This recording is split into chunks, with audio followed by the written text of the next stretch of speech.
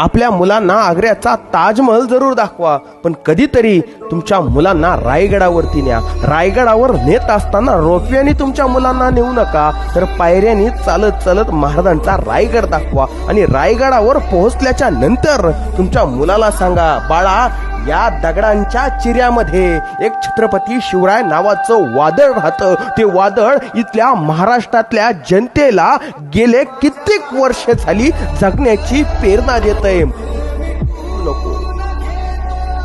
आपल्या मुलांना आग्र्याचा ताजमहल जरूर दाखवा, पण कधीतरी तुमच्या मुलांना रायगडावरती न्या. रायगडावर नेत असताना रोपव्याने तुमच्या मुलांना नेऊ नका, तर पायऱ्यांनी चालत चालत महाराजांचा रायगड दाखवा. आणि रायगडावर पोहोचल्याच्या नंतर तुमच्या मुलाला सांगा, बाळा, या दगडांच्या चिऱ्यामध्ये एक छत्रपती शिवराय नावाचं वादळ राहतं. ते वादळ इथल्या महाराष्ट्रातल्या जनतेला